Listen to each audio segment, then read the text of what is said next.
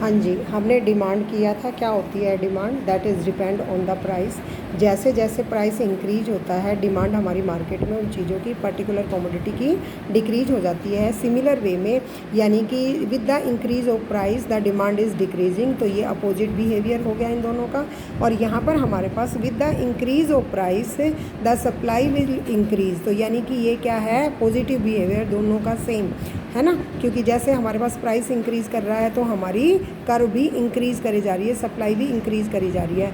अगर मैं इन दोनों को एक ही जगह पे बना देती हूँ, एक एक्स वाई प्लेन पे बनाती हूँ, तो there is an intersecting point. तो देयर इज़ इंटरसेक्टिंग पॉइंट मतलब कि वो फंक्शन दोनों ही किस चीज़ के फंक्शन है? सिंस जो सप्लाई है, जो डिमांड है, वो हमारा किस पे बेस्ड है? पर्टिकुलरली प्राइस पे बेस्ड है। सिमिलरली जो हमारा सप्लाई है that is also the function of price. ये भी प्राइस पे है, ये भी प्राइस पे बेस्ड है। तो दोनों का फंक्शन हमारे पास प्राइस है, तो वो किस पर्टिकुलर प्राइस के लिए दोनों इंटरसेक्ट करी है, तो भी हमारा कॉमन इंटरेस्ट हो गया इस पॉइंट पे। जो इंटरसेक्टिंग पॉइंट है उसको हमने नाम दिया है इक्विलिब्रियम प्राइस। ठीक है। When the supply function and supply demand and supply जो कर्व है इंटरसेक्ट करती है एट ए पर्टिकुलर प्राइस पे, that point is known as the equilibrium price. तो जो इक्विलिब्रियम प्राइस पॉइंट है उसमें हमें क्या करना पड़ेगा? यानी कि हमारे पास दोनों फंक्शन क्या हो जाएंगे? इक्वल हो जाएंगे। दिस में भी ए क्वाड्रेटिक, दिस में भी ए क्यूबिक, दिस में भी ए लीनियर, दिस में भी कोई भी हो, ये हम दोबारा क्या करेंगे? दोनों को इक्वल लिखते होते हैं। तो यहाँ से हमारे पास ये आ जाता है what do you mean by equilibrium price. Right a note भी आ जाता है। When the OM determined by the point of intersection by the curve D is equal to FP। And similarly the दूसरा जो फंक्शन है हमारे पास supply का, that is also depend on P is term as a equilibrium price. यानी कि जो intersecting point है वो हमारा इक्वल, दोनों फंक्शन इक्वल हो जाते हैं, तो उससे इंटरेक्ट होता है, इंटरसेक्शन होता है, और उस इंटरसेक्शन से हमें जो पॉइंट मिलता है दैट इज़ इक्विलिब्रियम प्राइस। ठीक है। तो ये सम आ जाते हैं, इसके ऊपर बेस्ड हमारे सम आएंगे। तो ये रिवर्स इसको दिखा रखा है, इसकी कोई ज़रूरत नहीं है। उसके बाद राइट ए नोट आ जाएगा गिफन पैराडॉक्स। अब गिफन पैराडॉक्स क्या है?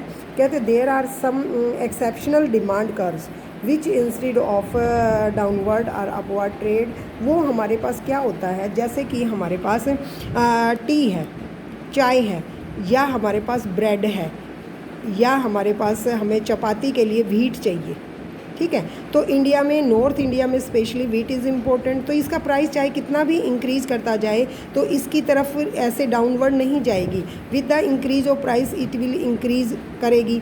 यानी कि डिमांड जो कर्व है वो रिवर्स बिहेवियर करने लग जाते हैं। Demand and supply for a particular luxury item है तो वैसा ही बिहेवियर करेंगे। लेकिन अगर हमारे पास नेसेसिटी होगी, जैसे चाय के हम एडिक्ट हो चुके हैं, अब चाय कितनी भी महंगी हो जाए हम ज़रूर पियेंगे, है ना। तो इस तरह से बहुत सारी ऐसी चीज़ें हैं जो कि रूटीन मर्रा की जो हमारे बिहेवियर है, डिमांड का अपवर्ड जाना चाहिए, ऐसे ही डाउनवर्ड जाना चाहिए, वैसा बिहेवियर नहीं करते हैं। जैसे हमारे पास रिबिट जो गिफन थे, उन्होंने एक स्टडी की, discover one situation in the Ireland during the 19th century when as a result of serious fall in the price real wages of the workers even after a sharp rise in the price of bread, तो भी its consumptions, जैसे बहुत सारा हमारे पास बहुत ज़्यादा increase हो गया। जब हमारे पास एपिडेमिक आई हुई है तो बहुत सारी चीज़ें इंक्रीज़ हो जाती हैं। जैसे दवाइयों के प्राइस इंक्रीज़ हो गए हैं तो हमारी डिमांड कम नहीं हुई है, क्योंकि ये उस समय की वहाँ ज़रूरत है। तो इस तरह का जब सिचुएशन होती है तो कंजम्पशंस कम नहीं होती,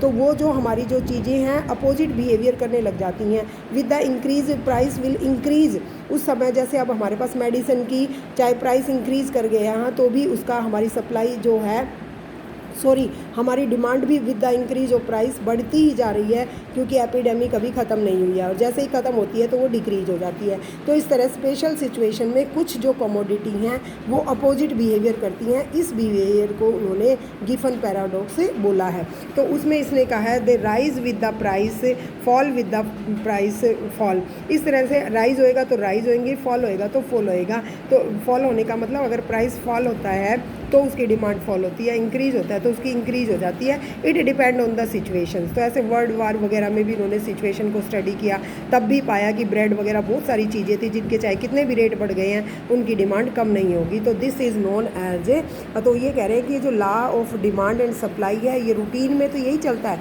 लेकिन जो पर्टिकुलर अलग तरह की सिचुएशंस आ जाती हैं, इमरजेंसी आती हैं, देश में कोई अलग एपिडेमिक आ गई है, फ्लड आ गया है, तो गिफन का पैराडॉक्स काम करता होता है। गिफन का पैराडॉक्स काम करने का मतलब क्या होगा, इनका behaviour with the increase of price ये डिक्रीज़ नहीं करता, ये इंक्रीज़ करने लग जाता है। इसी तरह से यहाँ ये कह रहे सप्लाई इंक्रीज़ करिए तो वो उस समय है ही नहीं तो वो डिक्रीज़ करता है, अपोजिट बिहेवियर करने लगते हैं। This is known as a Giffen paradox. और नेक्स्ट मैंने एक वीडियो भी भेजी थी, उसके अंदर भी हमारे पास इस तरह के सम हैं।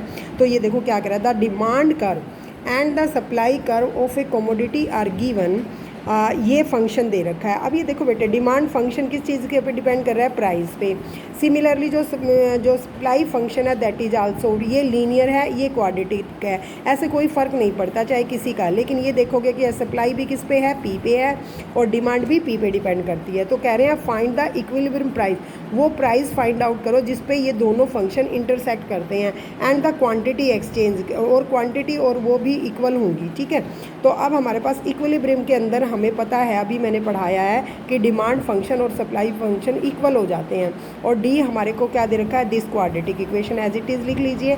फिर हमारे पास इक्वल टू ये लिख लीजिए। इनको आप क्या करोगे, पी की वैल्यू निकालनी है, चाहे ये क्वाड्रेटिक है चाहे ये क्यूबिक है, कुछ भी है तो वो आपको सोल्व करनी आनी चाहिए। जैसे कि ये हमारी क्वाड्रेटिक बन गई तो इसके हमने फैक्टर निकाल लिए, तो फैक्टर निकालने के बाद हमारे पास ये वैल्यू आ गई।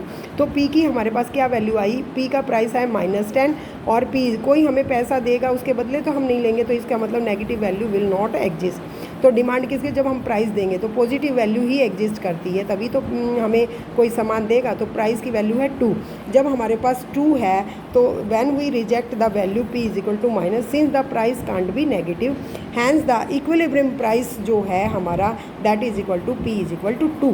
यानी कि जो इंटरसेक्ट होगा उसका p हमने क्या निकाला है, 2 रुपये निकाला है।